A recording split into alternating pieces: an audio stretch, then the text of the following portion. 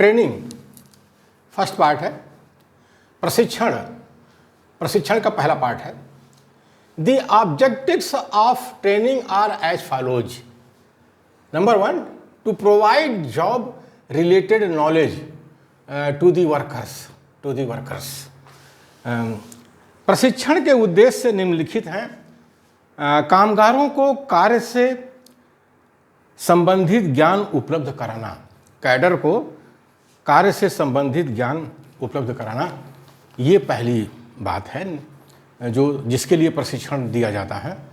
जहाँ पर cadre based संगठन बनाया जाता है वहाँ पर कैडर को ट्रेनिंग दिया जाता है। ट्रेनिंग का महत्व तो यही है। अब जो क्राउड बेस्ड संगठन है जहाँ सुप्रीमो हैं, नेता हैं, वो कोई ट्रेनिंग की व्यवस्था नहीं करते, अपने कार्यकर्ताओं की कोई ट्रेनिंग की व्यवस्था नहीं करते। उनके पास कैडर होता भी नहीं है, क्राउड है। अब क्राउड को ट्रेनिंग दे के क्या करेंगे? उनको तो केवल जयकारा लगवाना है अपने भीड़ से, जो उनकी भीड़ होती है। ये केवल डेमोक्रेटिक जो लीडर होते हैं वही ट्रेनिंग का महत्व जानते हैं, वही अपने कार्यकर्ताओं के लिए ट्रेनिंग दिलवाते हैं। तो सेकंड है इसका, to impart skills among the workers systematically so that they may learn quickly. Cadre को व्यवस्थित तरीके से कौशल सिखाना ताकि वे शीघ्रता से सीख सकें। यानी जो कैडर होते हैं उनको व्यवस्थित तरीके से, अब व्यवस्थित तरीके से क्या है कौशल सिखाना? अरे कम से कम एक सिलेबस कमेटी होनी चाहिए, एक रिसर्च विंग होनी चाहिए। रिसर्च विंग में जो है आंदोलन शास्त्र, संगठन शास्त्र के एक्सपर्ट लोग होने चाहिए, और तब जा कर के वो जो सिलेबस कमेटी उसी में से बनेगी। फिर सिलेबस कमेटी वाले बनाएंगे सिलेबस, तो प्रशिक्षण देने का काम रिसर्च विंग के लोग करेंगे। एक ट्रेनिंग सेक्रेटरी होना चाहिए। तो यही है व्यवस्थित तरीका। ये जो है सुप्रीमो नेता ऐसी कोई व्यवस्था नहीं करते हैं, ये केवल डेमोक्रेटिक लीडर हैं, वही इस तरह की व्यवस्था करते हैं अपने कैडर को तैयार करने के लिए। यही फ़र्क है सुप्रीमो नेता और डेमोक्रेटिक नेता में, लोकतांत्रिक नेता में, यही फ़र्क है। थर्ड है to bring about change in the attitudes of the workers towards fellow workers and the organisation. Cadre की सोच में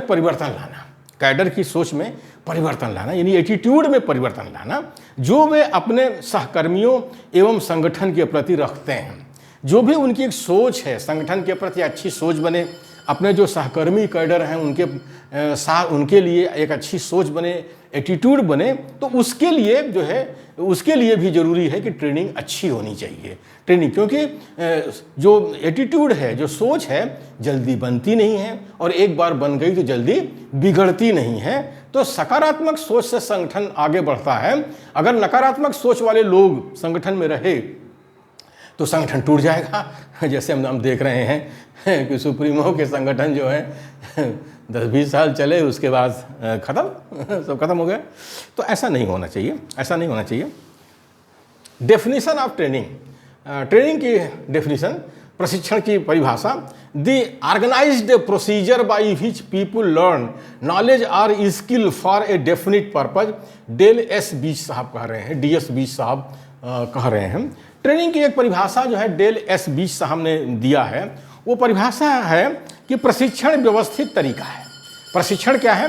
व्यवस्थित तरीका है। हैबजड वे में तितर बितर ढंग से प्रशिक्षण नहीं दिया जाता है। प्रशिक्षण व्यवस्थित तरीका है जिससे किसी निश्चित उद्देश्य के लिए लोग कौशल अथवा ज्ञान सीखते हैं। जिससे किसी निश्चित उद्देश्य के लिए लोग कौशल अथवा ज्ञान सीखते हैं। अब जो सुप्रीमो नेता है उसके पास तो कोई व्यवस्था होती नहीं है।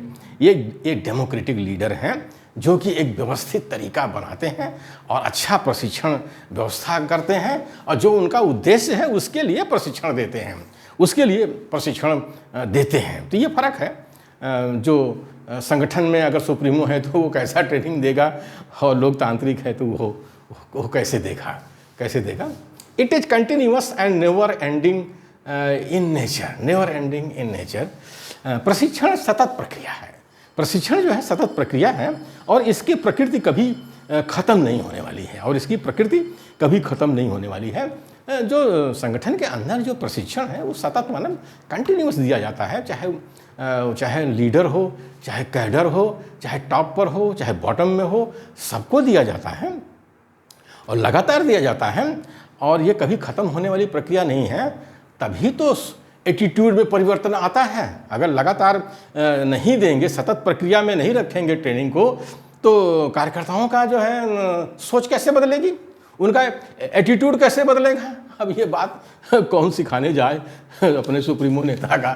सुप्रीमो नेता जो है मार के भगा देंगे, ताना साहब होते हैं, उनसे तो बात करना ही मुश्किल है, उनसे तो समय ही मिलना मुश्किल है, समय ही मिलना मुश्किल है। Training is the essential thing to grow the organisation, to grow the organisation. संगठन की वृद्धि के लिए प्रशिक्षण जरूरी चीज़ है। अगर संगठन की आप ग्रोथ चाहते हो कि देशव्यापी संगठन बने, तो उसके लिए प्रशिक्षण जरूरी है। बिना प्रशिक्षण के देशव्यापी संगठन नहीं बनेगा।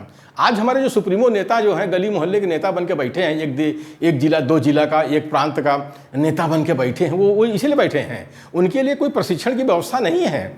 वो समझते ही नहीं कि संगठन का विस्तार हमें देशव्यापी करना है। हाँ, उसका नतीजा क्या हुआ, सब जेल जा रहे हैं। जितने क्षेत्रीय नेता हैं सब जेल जा रहे हैं और सबकी CBI ने फाइल बना रखा है, ED ने फाइल बना रखा है, उनको दिखाता रहता है, दिखाता रहा, मुंह बंद रखना, नहीं तो जेल गए। तो ये फ़र्क है कि संगठन की वृद्धि के लिए प्रशिक्षण जरूरी चीज़ है। ये केवल डेमोक्रेटिक लीडर ही जानता है। Training is the process of enhancing the skills, capabilities and knowledge of worker for doing a particular job. एक विशेष कार्य को करने के लिए कामगार के कौशल, काबिलियत एवं ज्ञान को बढ़ाने की प्रक्रिया ही प्रशिक्षण है। ज्ञान को बढ़ाने की प्रक्रिया ही प्रशिक्षण है। यानी प्रशिक्षण से होता क्या है, जो कैडर होते हैं उनका कौशल बढ़ता है, स्किल बढ़ता है, उनकी कैपेबिलिटी बढ़ती है, काबिलियत बढ़ती है, उनका नॉलेज बढ़ता है, ज्ञान बढ़ता है। तो ये जो है ये सब बढ़ाने की प्रक्रिया को ही प्रशिक्षण कहते हैं। कौशल, काबिलियत एवं ज्ञान, कैडर का जो है ये सब बढ़ाने के लिए जो प्रक्रिया है, प्रोसेस है, उसी को प्रशिक्षण कहते हैं। Training process molds the thinking of workers and leads to quality performance of workers. प्रशिक्षण की प्रक्रिया कैडर की सोच को ढाल देती है, कैडर की सोच को एक सांचे में ढाल देती है और कैडर के कार्य निष्पादन गुणवत्ता की तरफ ले जाती है और जो कैडर होता है उसका जो परफॉर्मेंस होता है वो बहुत अच्छा हो जाता है, प्रशिक्षण से हो जाता है, बहुत अच्छा हो जाता है। इसलिए प्रशिक्षण की ज़रूरत है, प्रशिक्षण को जो ज़रूरत है। ये सुप्रीमो नेता कुछ नहीं जानते, बुद्धि से पैदल होते हैं, बस इधर उधर भाषण देते रहते हैं। केवल डेमोक्रेटिक लीडर है वही जो है प्रशिक्षण के महत्व को जानता है और दूसरा कुछ नहीं है। लेकिन मूल निवासी हमारे बहुजन की समस्या है कि यहाँ सब सुप्रीमो नेता बैठे हुए हैं, क्षेत्रीय स्तर का दल बना के बैठे हैं, कोई देशव्यापी संगठन नहीं बना पा रहे हैं। तो डेमोक्रेटिक लीडर अगर हम अपने मूल निवासी बहुजन में पैदा करेंगे तभी जो है एक अच्छी ट्रेनिंग की व्यवस्था होगी और संगठन जो है मूल निवासी बहुजनों का देशव्यापी बनेगा।